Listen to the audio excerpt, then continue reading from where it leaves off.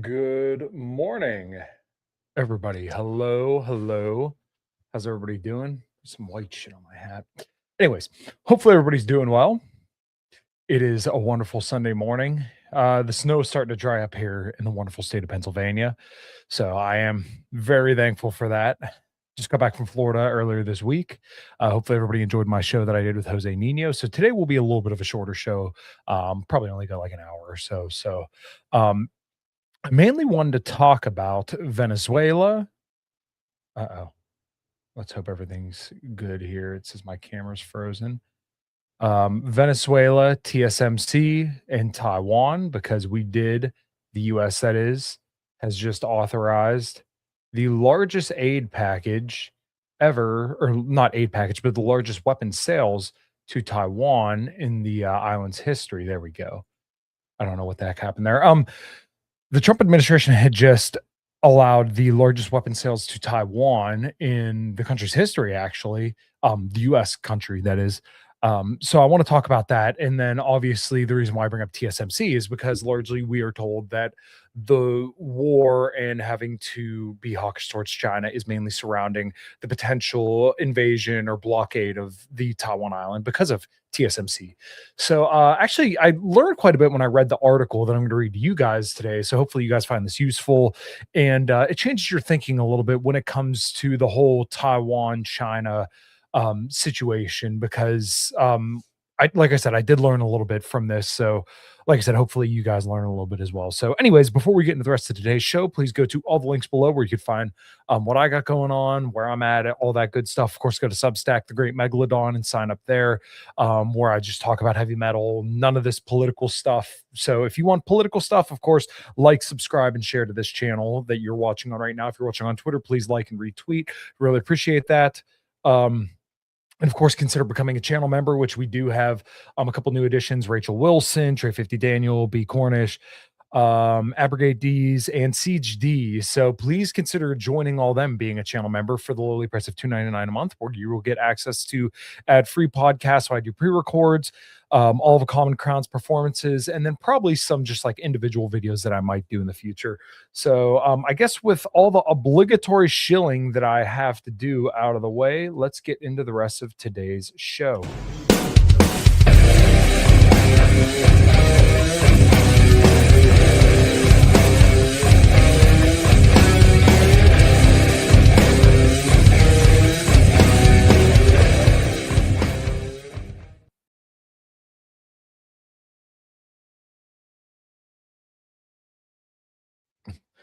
And good morning again, everybody. Hopefully, everybody is doing well. I feel like I'm not centered.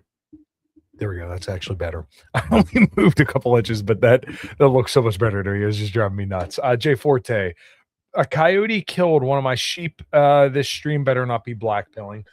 I've been accused of that by some people, which um there's this odd dichotomy of when I talk to people in the manosphere space, particularly like Jack and Rob, when I do Red Evening, they always say that I'm very uplifting, positive, happy. I'm the golden retriever of their world. And then when it comes to the political world, I always have people saying, "Oh, you're so black pilled," and like, I don't know. I don't personally think I'm black pilled. I go out of the way all the time to express how grateful I am for my life and everything I've going on and the friends that I have, the relationships, connections, everything that I have in my life. Oh, yeah, no. I know you are. I'm just, it's just a tangential thought of that.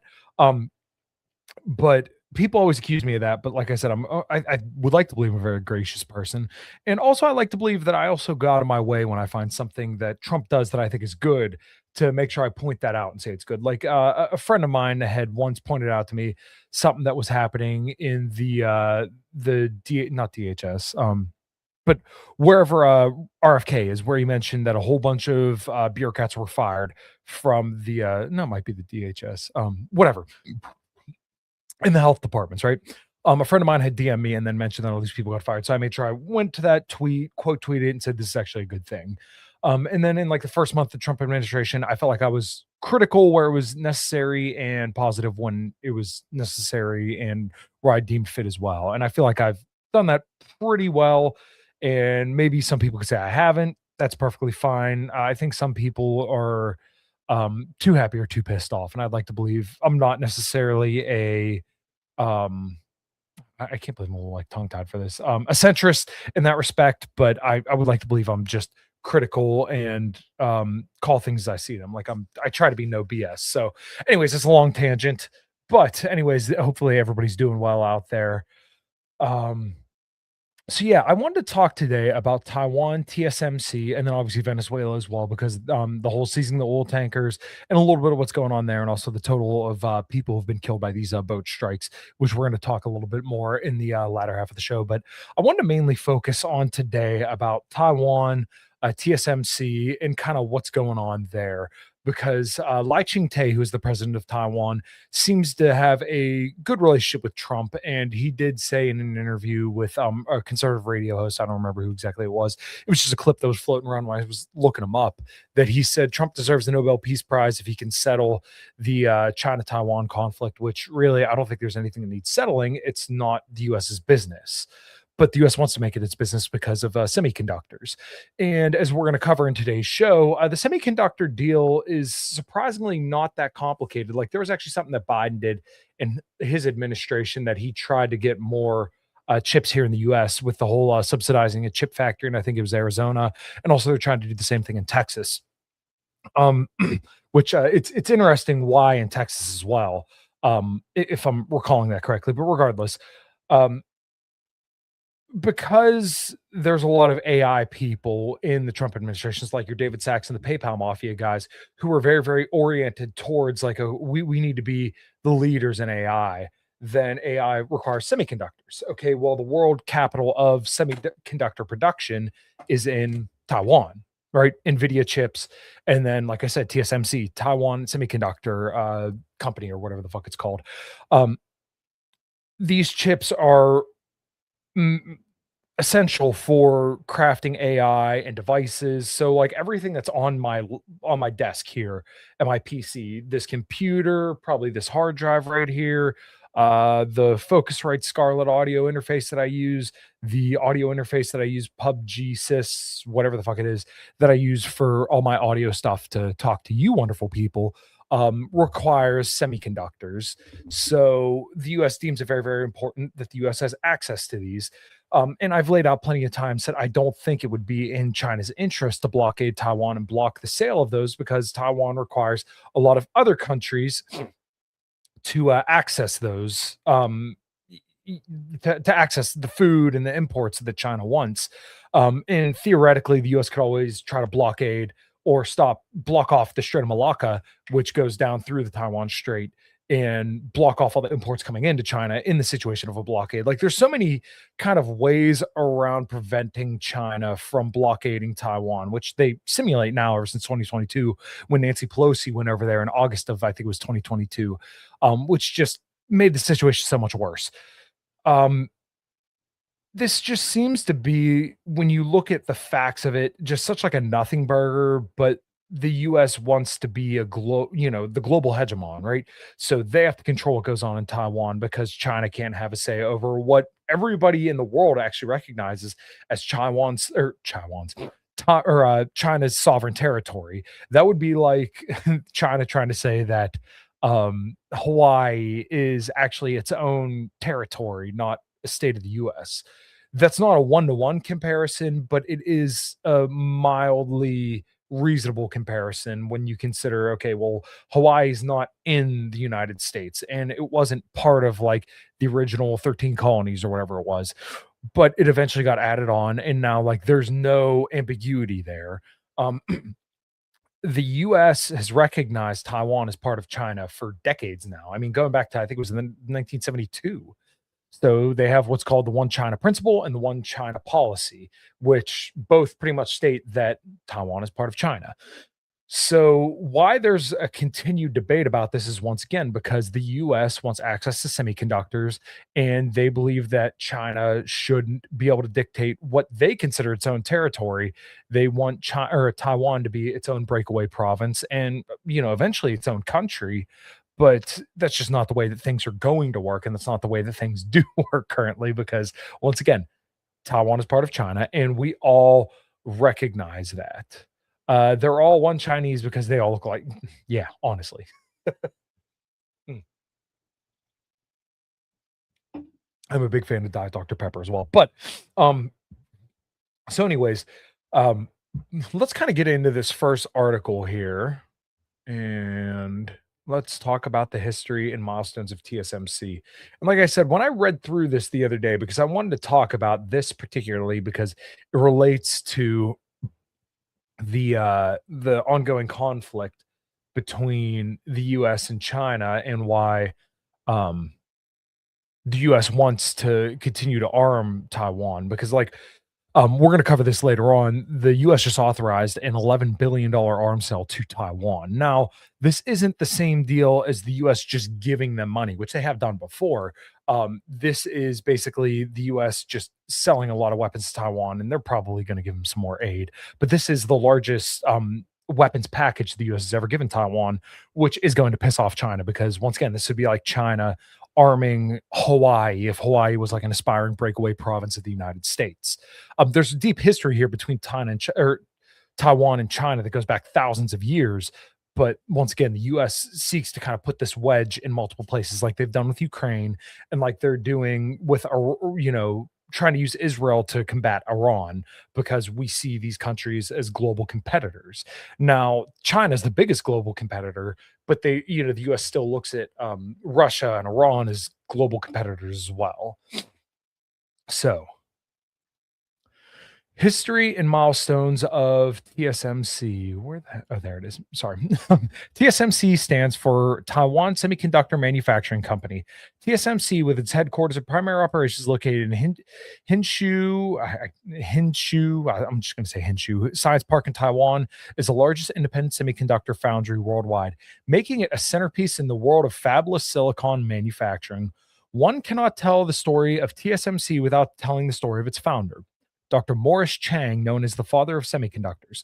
Morris Chang was born in China and completed his doctorate in electrical engineering from MIT and Stanford. He spent 25 years at Texas Instruments, working with advanced semiconductor design and manufacturing processes. He joined the nonprofit research institute at ITRI in 1986 and as a president and chairman, and then uses this platform to establish the very first semiconductor wafer fabrication plant of TSMC on the campus of ITRI. So, real quick, I just want to kind of highlight upon this part that they seem to not really focus on that much. This guy got all his training in Texas.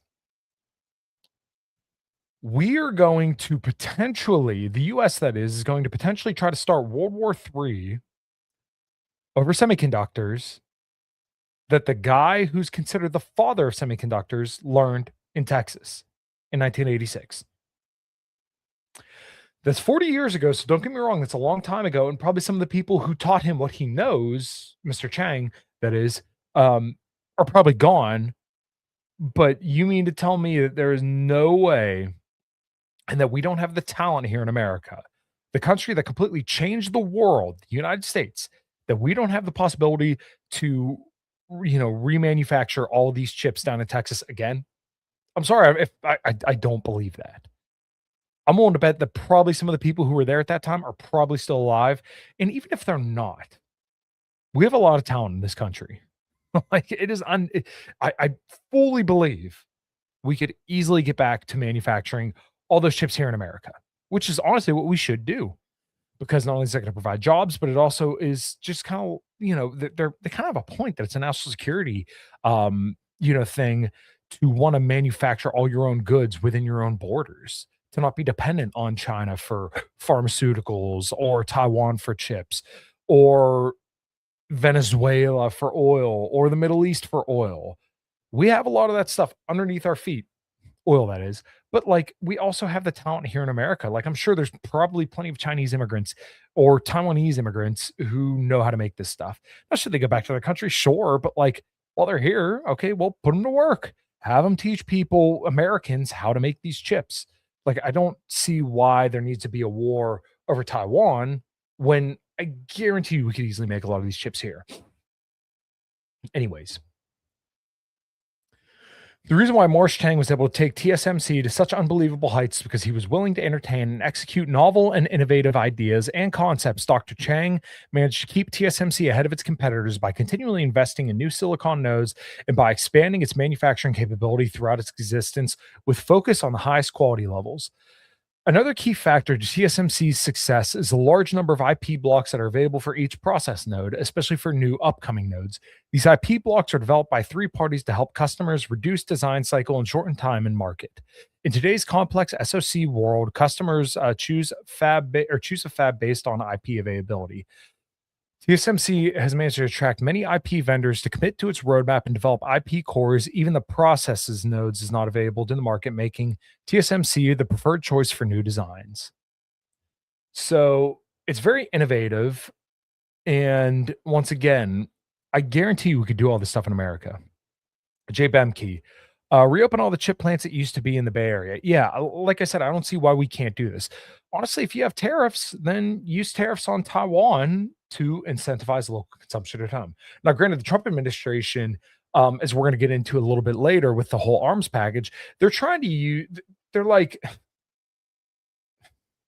I've heard a lot of people say the Trump administration is very schizo on their foreign policy and trade policy, and that kind of makes sense because, like, if you're going to do tariffs on China, do tariffs on China, but have that be the policy and have a strategy of why you're using those tariffs.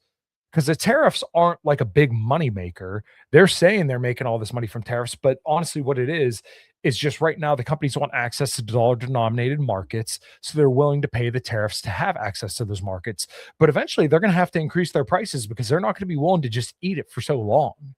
Okay, so what's the strategy with the tariffs? Is it to reshore? No, because those factories aren't coming back and manufacturing jobs are actually going down still under the Trump administration. So right now, it's just kind of as a cudgel to try and get these companies to bend, and they're not bending. They may be investing a little bit, but ultimately it's not doing what they want them to do. As Jose and I talked about in the last show, they're looking to nearshore and friendshore. And if you go back to that episode I did with Malcolm Kayun, uh, probably like 2 months ago, we also talked about like friend shoring and near shoring. That's what the US is going to do. Instead of made in China or made in Taiwan, you may get more made in Vietnam, made in Argentina, made in India, which you're already starting to see some of that because these are considered strategic allies. So we're going to offload some of this manufacturing responsibilities on those countries. But those factories likely aren't going to come back, at least not with some short term pain, which a lot of people aren't willing to put up with short term pain. People are saying they're willing to pay higher prices to have stuff made in America, but the truth is, people just aren't. People could say that all day, but as soon as they start seeing prices go up, people get pissed. I mean, just look at the 4 years under Joe Biden with the rapid inflation. Now, granted, that has slowed down under the Trump administration because they're not printing as many. I shouldn't say they're not printing as many dollars, but like the pandemic level of printing a ridiculous amount of money, like they did from 2020 to like 2022, that's largely gone down. So that inflation's still here. Prices are still going up, but they're not going up at the same pace that they once were. Let's continue on here. Since the time of the foundation of the company was still being laid down, TSMC has adhered to and upheld its extremely valuable core values, as well as mission statements, with a dedicated consistency to constantly work towards achieving their vision of the company. The core values include integrity, commitment, innovation, as well as customer trust, factors that are essential for success or for the success of any major or minor organization in the transparent world of today. It's kind of like fluff. As such, despite its resounding success and fame as one of the major players in the niche, TSMC still strives to maintain the quality of service they have promised their existing and potential customers and clients, as well as continue to innovate and collaborate with major players in the semiconductor industry. Since it was founded, TSMC has undergone a steady but constant wave off. They used the wrong of. They put an extra F there, but a constant wave of challenge and inclusion as they continue to expand the capacity and of the foundry by integrating new features into the various disciplines that they cater to. For example, the company added wafer sort testing and mask making services, as well as support for various bumping technologies. As the demand for semiconductor technology kept on rising, TSMC eventually established their own 8-inch wafer fabrication facility in 1993 Soon after which they began to appear on the Taiwan Stock Exchange. In the following years, TSMC continued to invest in innovation and grew its technology portfolio from 2 in 1987 to 249 in 2016. So over the course of 30 years, they just blew up. In parallel, TSMC managed to increase its manufacturing capacity to keep up with the high demand for their silicone wafers from all around the world. This success is what eventually led to becoming the first Taiwanese company to be listed on the New York Stock Exchange in 1997. So as you can see in this graph here, they just show their innovation and like the amount of chips that they make and like the size of their chips from 1987 all the way to 2016, which they have another graph um, down at the bottom here, which I'll just continue on through here. The company continues to outpace its competitors in the market in terms of the clients they serve and the profits they generate. As of current, TSMC, which became a public company in 1994, employs over 14,500 employees and serves more than 600 customers with over 11,000 different products that they are known to design and manufacture. They've also been credited with compiling the largest portfolio of process proven libraries, IP designs, and reference flows. TSMC milestones. So before I do all that, so you could see that, I mean, TSMC has done a lot over the course of their 30, 40 years. And I believe um, in the image below, they kind of go over a little bit more of what their future projects are. So, and for those listening, they just have like dates of all the stuff that they were doing from 1987 to 2017. And here's this graph where they go over the execution of silicon nodes. Sorry, I'm zooming in so you guys can see the picture a little bit clearer. Um, so 1996, they had 250 nanometer. Let me make sure that's the right thing. NM measurement. Yeah, nanometer. Okay, so yeah, I got that right. In 1996, they had a 250 nanometer silicon node. And here they just kind of bounce from each year that they had their nodes. So 1996, 250, 1999 was 180. So they got smaller and smaller. And you get the whole way up to 2016, it's a 10 nanometer. And then in 2027, they're estimated to have a 1 nanometer node. And 2025, they right now, I don't know if they have it right now. I don't know when this website was updated, but they have a 2 nanometer node in 2025. They don't have a date on this article, at least not that I could see. Yeah, they don't have an art or a date up at the top, but by 2027, they're gonna have a 1 nanometer node. So let's actually look this up on Google. As you can see, I was looking here to see, just make sure that I was right about nanometer, and I was. So, um, 1 nanometer in scale. Let's see. I want to see if they'll be able to give us a 1 billionth of a meter. Jeez. Um, is incredible. Yeah, a nanometer is incredibly small, representing 1 billionth of a meter.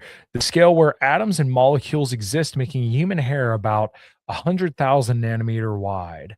So that's how small they're able to manufacture the nodes um, from TSMC, which is just insane. So before we go into the okay, there we go. Yeah, this is a full thing. Before we get into the next story, let me run a Tiger Fitness ad and we will get right into the rest of today's show. All right, we're going to take a second today to chill and tell you about the show's sponsors, Tiger Fitness. Make sure you go to the link below to get all the supplements that I use day in, day out, and beyond. As I always say, you do not need supplements to become all jacked and tan or to progress in your health journey, but they could definitely be a useful tool in that respect. So, as you can see on tigerfitness.com, we got MTS Nutrition, Blackstone Labs, Ambrosia, HPN, Nutrix Research, America Labs, Alani New, Pump Chasers, there's Redcon One, Accent Sledge, plenty of different companies that pretty much have absolutely any supplement you could possibly think of: pre-workouts, fat burners, BCAAs, electrolyte mixes, you name it, it's on there. So go to Tiger Fitness through the link below. Use code Kyle at checkout to let them know that I sent you. Get your protein powder, you name it, anything that's going to help you stick to your diet and hopefully achieve your health goals. All right. Thanks. Back to the show.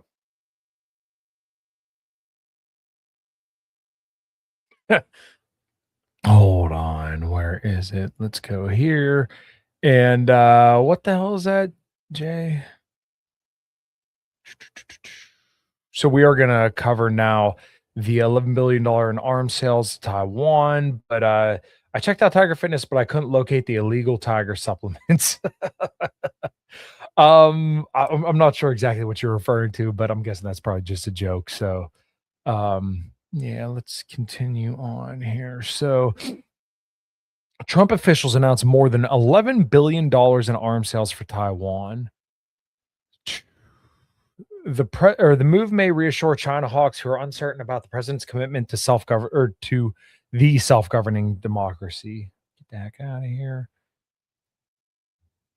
Oh my god. All the pop-ups. The Trump administration asked Congress on Wednesday to approve an arms package for Taiwan valued at more than $11 billion in what would be a huge injection of military aid to the self-governing democratic island, bracing for a long-feared invasion by China.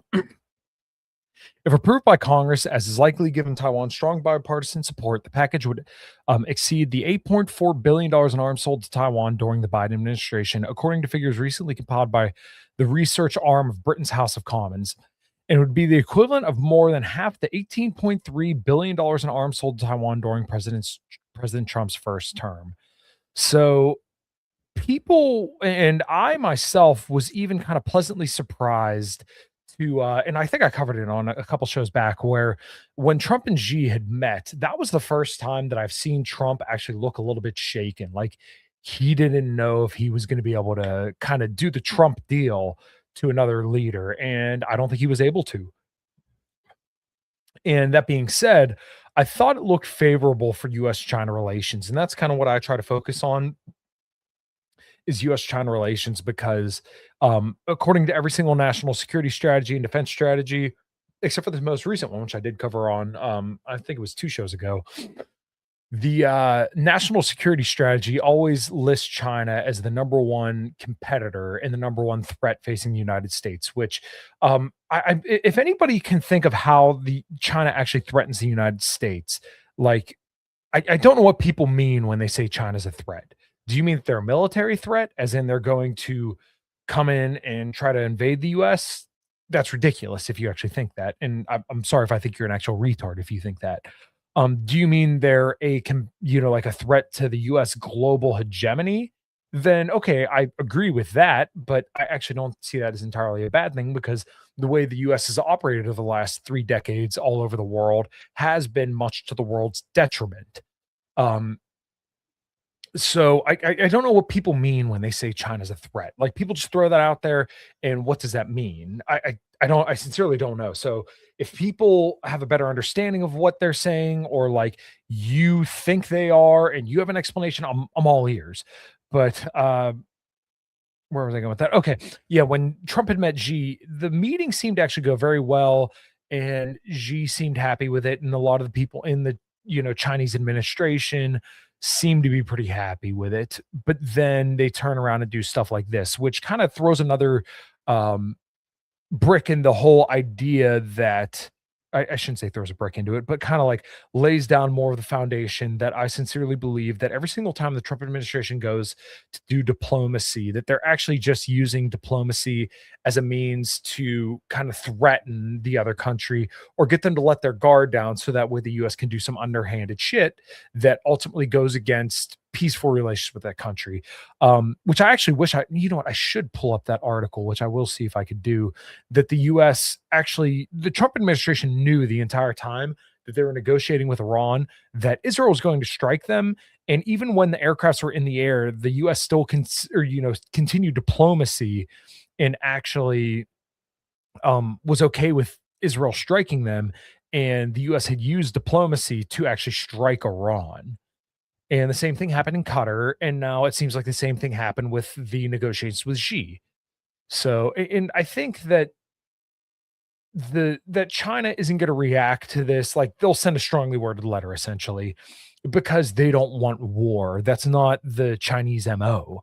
But the US, I think, is essentially preparing for war. I mean, why else would you send billions of dollars in aid and weapons to Taiwan? Anyways, the size of the proposal is likely to reassure China hawks in Washington who have grown uneasy about Mr. Trump's commitment to defending Taiwan as he seeks to cut trade and economic deals with Beijing. The arms sales cleared by the State Department include more than $4 billion each for high mobility artillery rocket systems known as HIMARS and the M109A7 self propelled howitzers. The package would also include more than $700 million for Javelin and TOW anti armor missiles, as well as Altius kamikaze drones made by the military technology company Anduril, which that's another company that's deeply involved with Palantir. In a statement on its website, the Pentagon's Defense Security Cooperation Agency said the proposal sale would serve U.S. interests by supporting Taiwan's continuing efforts to modernize its armed forces to maintain a credible defensive capability.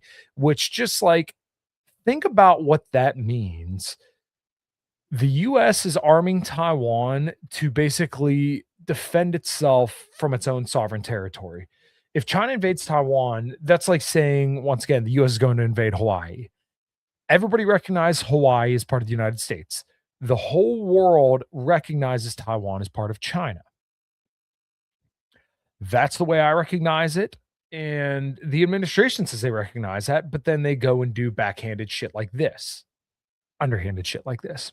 Anyways, without explicitly mentioning Beijing, Taiwan's defense ministry said in a statement that the weapons package would provide strong deterrence and deterrence combat capabilities and asymmetric combat advantages, which the only reason they're saying that is because they have a strategic defense advantage to China. The Chinese government condemned and announced the announced arms sales as a violation of its claimed sovereignty over Taiwan. China's top leader, Xi Jinping, has been trying to stabilize relations with Washington ahead of Mr. Trump's planned visit to Beijing in April. But the United States' continued military support for Taiwan remains a source of friction. The latest arms sales will only hasten pushing Taiwan toward the perils of war, Go Jiakun, a spokesman for the Chinese Foreign Ministry, told a regular news briefing in Beijing. The issue of Taiwan, he added, is a red line that must not be crossed in China-U.S. relations, which they've been very clear about this for a very long time, including the Biden administration, including the first Trump administration. U.S. officials and China experts have warned for years that Mr. Xi appears determined to regain control of Taiwan and has been organizing his military for potential invasion in the coming years, which all the time, Chase Geyser, who I don't dislike, I think he's a bit of a clown, but he's been saying for years that, oh, China's going to invade Taiwan. Everybody keeps saying, oh my God, China's going to invade Taiwan. If they do, who cares? How is this going to affect the United States? Because once again, China really likes their imports of food from all around the world. They import billions of food from the US every single year. Do you really think they're going to militarily invade Taiwan and then cut off all that food? Like, granted, they've drastically cut down on their import of soybeans because they're able to get it from Brazil and other countries, but I don't think they want a giant conflict because it's not the way that China does things. If you pay attention to China at all, they always have these 5-year plans. Right now, they're entering another 5-year plan after they just did Made in China 2025, which was from 2020 to 2025. I don't know the current 5-year plan, but they're about to execute it or lay out another 5-year plan. The U.S. just kind of thinks about their current administration like week to week. They're not looking the long term, which, like, Trump and some of like the way that he's doing some of the deportations and some of the stuff is like a long-term plan, but currently they don't have the favorability to execute a long-term plan because they completely botched the handling of Epstein files. And then the economy is just not good enough for the average person that they're going to stick their neck out to vote for the Republicans again in the midterms. So China has the ability to do long-term plans. Right now, the Trump administration does not have a good enough reputation or a good enough will with the American people to do a long-term plan. Washington does not formally recognize Taiwan as a country, which I've said all throughout the stream, but has supplied it with advanced weapons for decades as a close security and economic partner. The United States maintains a policy of strategic ambiguity regarding whether it could come to the island's defense in the event of an attack. Biden had broke away with the long-term strategic ambiguity, which strategic ambiguity basically just means that they won't tell Taiwan if they're going to defend them, and they won't tell China if they'll defend Taiwan or not, which is actually a decent policy. I would support basically strategic clarity, which would mean we will not defend Taiwan in the event of a Chinese invasion. The Biden administration said we want strategic clarity in regards that we will defend Taiwan in the event of a Chinese invasion. Alex Patino, good to see you, brother. Hopefully you are doing well. Um, and Biden had broke away with the term or with a strategic ambiguity multiple times when he said that we will defend Taiwan because that's what we're going to do. The Trump administration had took a different line. I want to say it was January when he was first elected that he said that he would fund the defense of Taiwan, but or that Taiwan could buy the weapons to fund their own defense, but the US would not come to the defense of Taiwan, which in my opinion, that's better. Still not good, but it's better. Um, the announcement of the package came while Taiwan's president Lai Ching-te is seeking to push through Taiwan's annual budget as well as an additional $40 billion special budget for increased spending on military hardware up to 2033. Taiwan's opposition Nationalist Party, which, together with a smaller opposition party, controls the majority in Taiwan's legislature, has criticized Mr. Lai's proposals, citing issues such as delayed deliveries of previous weapons orders and wasteful projects that could delay or even block the proposed increases in military spending. But politicians on both sides in Taiwan have indicated that they expect Mr. Lai's proposed special budget to pass eventually, possibly after the changes demanded by the opposition. Quote, Taiwan will also continue to deepen our cooperation with the United States and other security partners, steadily enhancing its defense capabilities and resilience. Taiwan's foreign ministry or Ministry of Foreign Affairs said in a statement about the latest arms purchase from the United States. So that is what their perspective is on the Taiwan stuff. I got one from PBS News, and then we'll move on to some of the Venezuela stuff. Let me check on all the chat here. Sure I am. All right, good to hear from you. And one more time, hopefully everybody's doing well out there. If you are watching this right now, please, please, please, please drop a like, leave a super chat if you would be so generous. Please consider becoming a channel member for the lowly price of $2.99 a month. It would go a long way to improve, the quality of the show and also help me out as a content creator. So I really appreciate all that stuff, guys. Like I said, please consider leaving a super chat, all that good stuff. So let me continue on here. So this is from PBS, and this was an interview that they did regarding the Trump administration's arms sales. So the Trump administration has approved the largest single package of weapon sales to Taiwan U.S. history. Many of the systems mirror those the United States has supplied to Ukraine, which is very convenient. And it's so funny because you do hear a lot of the anti-Ukrainian war people just they're full on China hawks. The move is part of the broader U.S. effort to help Taiwan deter and, if necessary, defend against China. Nick Schifrin reports. So this was an interview between these two reporters, and they kind of explain the dynamic here. So, as I said earlier, it is very interesting to kind of hear specifically someone like John Mearsheimer, who I actually do like. Talk about, the Ukraine war is not good for the US and the US should have its own sphere of influence and the sphere of security. But then as soon as they talk about China, like that logic just goes right out the window, which is very bizarre to me. Like China is a country that is much, much larger than the US and is a historical, superpower. Why they can't have their own sphere of influence and sphere of security is very, very strange to me. How people who claim the US can have this, they don't claim the same thing about China. It's just, it doesn't make sense to me. Anyways, from these two people here, Nick Schifrin and Jeff Bennett, the Trump administration has approved the largest single package of weapon sales to Taiwan U.S. history. Many of the systems, in Taiwan, the military prepares for war with American artillery designed to sink Chinese invaders. It's the very same weapons the U.S. provided Ukraine to target Russian invaders. Taiwan is ordering $4 billion worth of mobile artillery systems, HIMARS, and $4 billion worth of self-propelled artillery, also widespread in Ukraine. Today's package also includes billions of dollars worth of autonomous drones made by U.S. manufacturer Anduril. For years, the U.S. has urged Taiwan to focus less on big, expensive weapon systems that are unlikely to survive a Chinese invasion and instead instead to fight like Ukraine. Ukrainian soldiers use less expensive mobile weapons like the Javelin to disable Russian tanks. After years of debate, Taiwan has embraced the same weapons and ideas of fighting like a porcupine, making itself impossible or fatal to swallow, including the Javelin, $375 million worth, including today's package. Bao Weizhong, 99th Marine Brigade, through the interpreter. I think Russia Ukraine war is a wake up call for Taiwan. Like Ukraine, we have a powerful adversary nearby.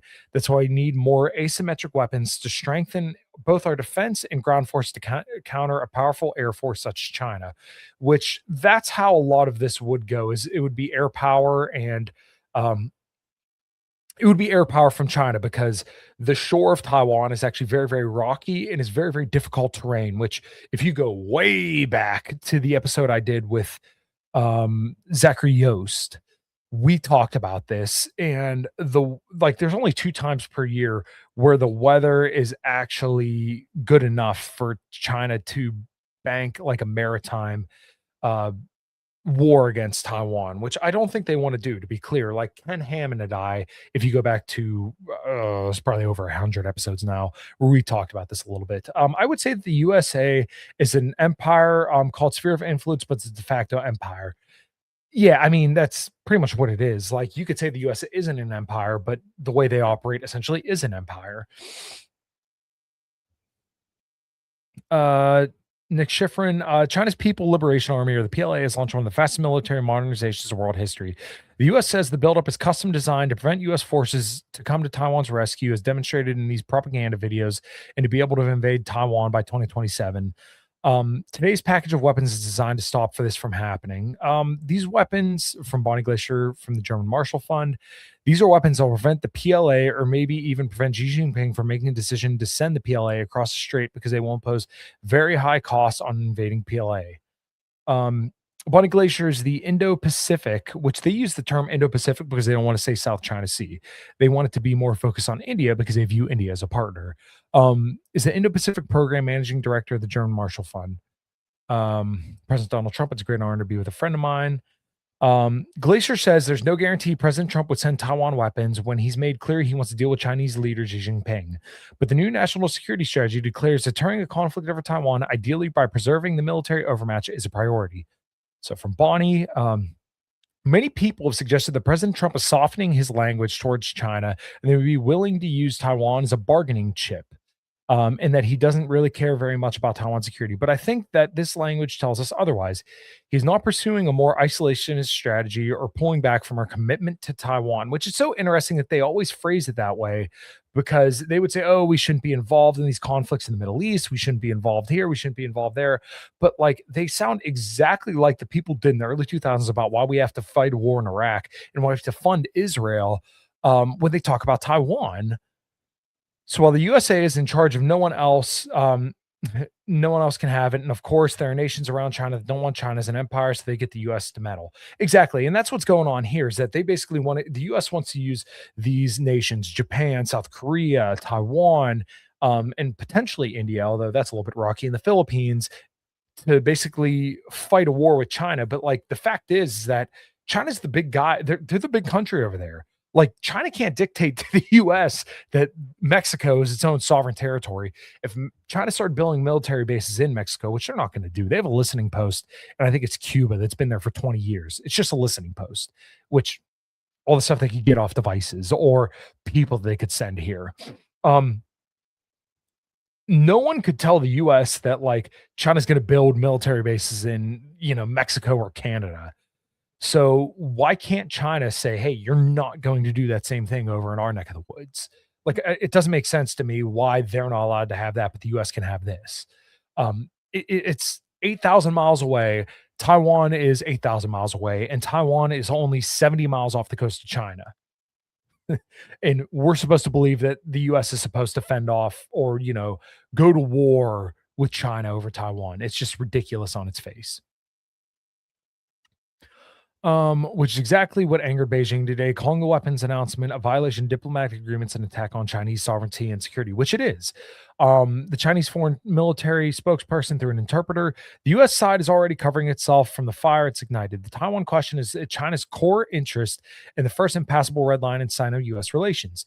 No one should underestimate the firm will and strong capability of the Chinese government and the people to defend its national sovereignty and territorial integrity. This is a bit of a warning message. However, it's only rhetoric. And this is the third arms sale that has taken place since the two leaders met. And China's reaction has been limited to tough rhetoric. And like, would you want them to just start invading the island? Like, they're using rhetoric because they don't want this war. So shouldn't we just pull away from it? Like, it's so bizarre to me. It's all about who has a big stick and a big deke measuring contest, essentially. But actually, the US is seeking to kind of expand their influence here. So let me open this back up to full. Oh, that's not what I want at all. Um, but the new head of Taiwan's opposition party, Cheng Liwen, is worried about the Chinese rhetoric and argues Taiwan should limit its defense spending and says more weapons could provoke the very war they're designed to avoid. She also recently told Douche, well, NATO was to blame for the war in Ukraine, and she was right. Putin is a president elected through democratic votes. You can't label him a dictator. Pinning that label on him is unreasonable and unfair. And basically, I'm just reading the transcript of an interview for people who are just listening. Nick Schifrin, but the Taiwanese government, with the help of the Trump administration, is trying to arm itself to avoid the war that Ukraine has had to fight, which continuing to send weapons and aid to Taiwan is going to incentivize a war more than anything else. Ugh. Exhausting. It's absolutely exhausting putting up with this stuff. Um, sorry, I had there was a guy who was arguing with me about oh geez, yeah, he blocked me now. Funny. There was a guy who was arguing with me about the threat that Islamism poses to the West, which is like if we have a closed border and we stop funding Israel, then we don't have to worry about Islamism in the United States. Like it's really that simple. I guess I should just delete that. Oh well. Anyways, let's move on to some Venezuela stuff, and I'll probably wrap up after this. So here we go. Sorry, remove, add to stage. That's not the article I want. All right, here we go. Let's zoom in a little bit so everybody can see what's going on here. U.S. strikes 2 more alleged drug boats in Pacific, bringing the total death count to over 100. We've killed 100 people in this whole, essentially, it's a war campaign against Venezuela. The U.S. military says it struck 2 more alleged drug-carrying boats on Thursday, bringing the total death toll from the Trump administration's months-long campaign to upwards of 100. The latest 2 boats were traveling in the Eastern Pacific along the quote-unquote known narco-trafficking routes, U.S. Southern Command announced in a post on X. The military has said the boats were operated by designated terrorist organizations. It did not name the vessel's alleged operators, but the Trump administration has labeled several Latin American drug cartels as terrorist groups. Some 5 male, quote-unquote, male narco terrorists were killed in the 2 strikes, 3 in one boat and 2 in the other. A total of 104 people have been killed since the boat strikes began on September 2nd. So here they have the video of them blowing up the boat in the water, which this is just like total propaganda that they use here. And as you can see, these boats aren't very big, and the boats are, I think it's 1,500 miles away from the U.S. coast. They're not, even if they had the ability to get here, like you can't just ruthlessly kill people like this. Anyways, President Trump has cast the strikes as part of a needed crackdown on narcotics trafficking. His administration has legally justified the campaign, arguing the U.S. is engaged in non-international armed conflict with drug cartels. But the strikes are increasingly controversial, with Democrats and some Republicans arguing that the military doesn't have legal authority to carry out the strikes and hasn't provided enough evidence that the boats were carrying drugs bound for the United States. Democrats in both chambers of Congress have introduced resolutions seeking to curtail the strikes, but they have been voted down most recently by the House Republicans on Wednesday. In recent weeks, the initial boat attack in early September has drawn renewed attention due to the reports that the military carried out the follow-on strike that killed two survivors, which they're referring to the strike that people were clinging to the boat and they just bombed them anyways. Alex Patino, Islam is only a problem to Western Europe, Australia, and maybe Canada. As long as we have the Second Amendment, hey, I'll give them a baptism of pew pew with the flying seeds of the Lord. Yeah, I mean, the only reason why we have an issue with Islam in the West, quote unquote, is because the US has systematically destroyed all those countries that they're fleeing. And then they've had an open borders policy. And then we funded Israel to help destroy those countries. And those are, if I'm being honest here, there's multiple Jewish organizations that move these people from their countries over to the United States and to different countries. Okay, shut down those NGOs, persecute the leaders of those NGOs who are moving those people across the borders, stop fighting all these wars, and we'll probably be good. Like that's to me, at least it's that simple. The Trump administration, much to their credit, has shut down a lot of immigration because of their rhetoric, and they're starting to clamp down and do some deportations, not enough, but they are doing some. If you close your borders and stop destroying their countries and stop creating the conditions that the people need to flee, you'll be good. It's fine. Yeah, I'd never met a Kurd or Afghani until the 90s and the global war on terror. Exactly. We would never be focused on that.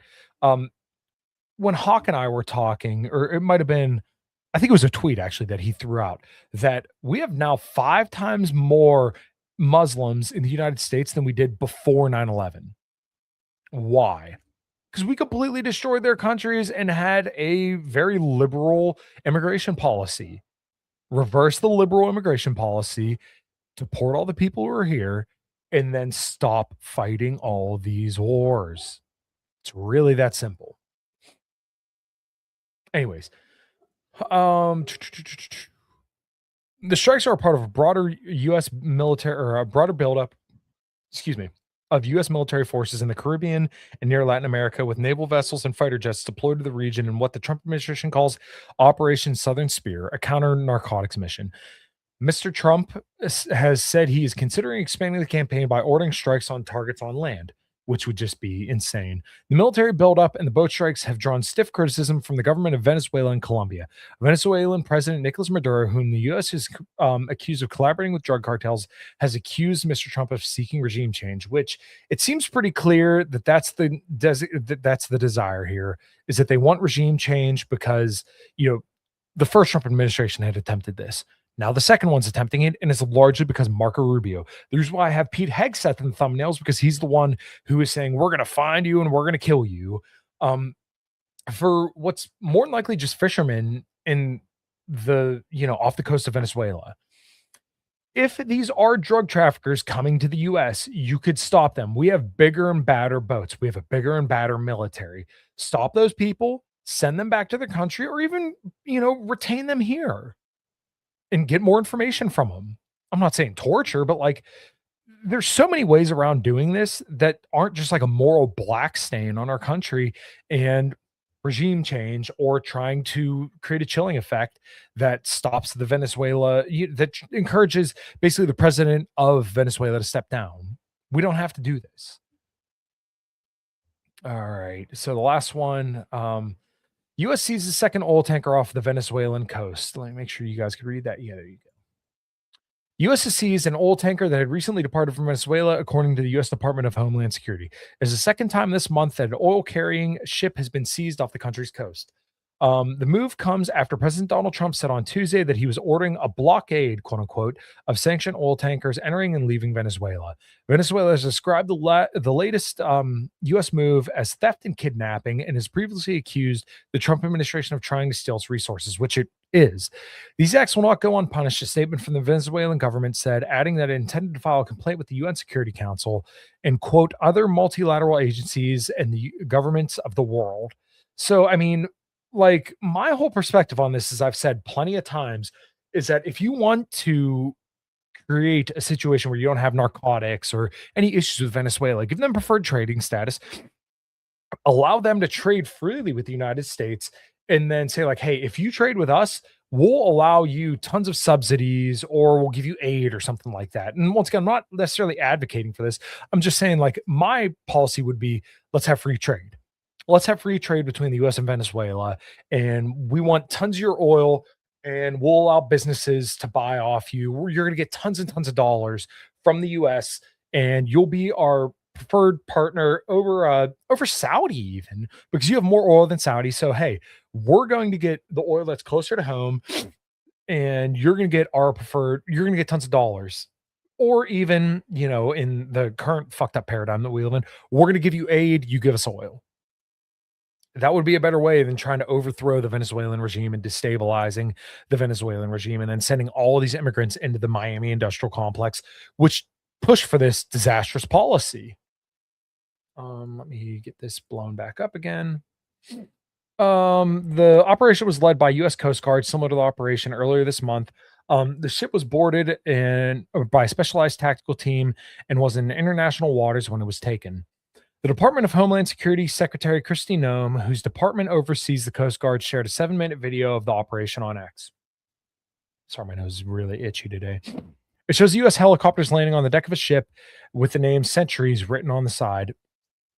It is a Panamanian flag ship, but in the past 5 years, it also sailed under the flags of Greece and Liberia, according to records seen by BBC Verify. It is not on the U.S. Treasury's list of sanctioned vessels, which is actually interesting because they claim this is a sanctioned vessel. In recent weeks, the U.S. has been building up its military presence in the Caribbean Sea. It has carried out deadly strikes on alleged Venezuelan drug smuggling boats, killing around 100 people, and as we covered in the last article, over 100 people. It has provided no public evidence that the vessels were carrying drugs, and the military has come under increasing scrutiny from Congress over the strikes. The Trump administration has accused Venezuelan President Nicolas Maduro of leading a designated terrorist organization called Cartel de los Soles, which he denies. And one more time, Cartel de los Soles is a made up cartel because the former military back in the 90s in Venezuela had sun insignias on their chest, and they called it Cartel of the Suns, which once again doesn't exist in Venezuela today. There is some corners and pockets of that, I think, in some parts of the US, but once again, those people should be deported, sent back to Venezuela. And it's funny, Venezuela stopped accepting at one point all the deportation flights when this campaign started. Now, granted, they have accepted the deportations again, but they had stopped when they started doing these boat strikes. This is completely against the US interests to do these boat strikes.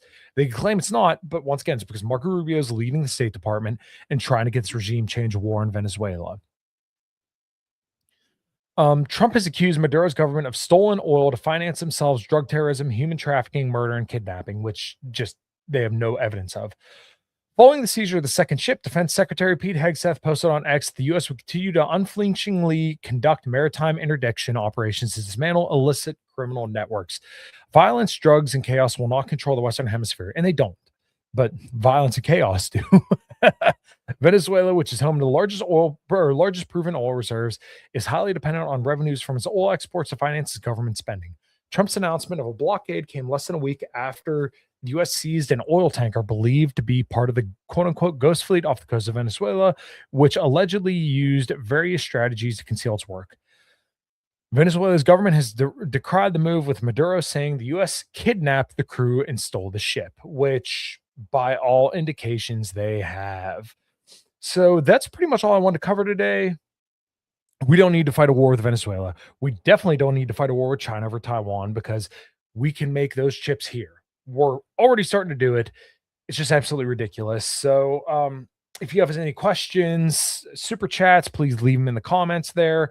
One more time, please consider becoming a channel member. Please like the video. If you're listening, like the video. If you're watching on Twitter, like this video. Put that little heart. It just takes 2 seconds. It would greatly help me out. I really, really appreciate it. A Common Crown, we have our schedule out. So if you go to commoncrown.com, you can find all the dates. We're not playing any shows for another almost 2 months, but when we get out, we're going to be playing some limited shows. We're playing quite a few in Ohio, so I'm really, really excited for that. No scheduled guests right now. I'm trying to get some people on, and it's just a motherfucker scheduling with everybody. So it'll just be me on these solo shows for the foreseeable future, unless there's people I can get scheduled. But whatever, that's whatever. I'm happy to do these by myself, and it just is what it is. So All the links below where you can find myself, everything I've got going on. Of course, commoncrown.com. Go to the Great Megalodon, where I will have another Substack out this week. I think I'm going to write about Alien. Maybe I'll do a album review on Upon a Burning Body's new album. Of course, go to 5 till midnight. Please subscribe to that channel. That's just where we have fun talking about current events every Monday night. And I think that's everything I got going on. TigerFitness.com. Use code Kyle at checkout. And everybody, thank you so much for listening. And until next time, take care.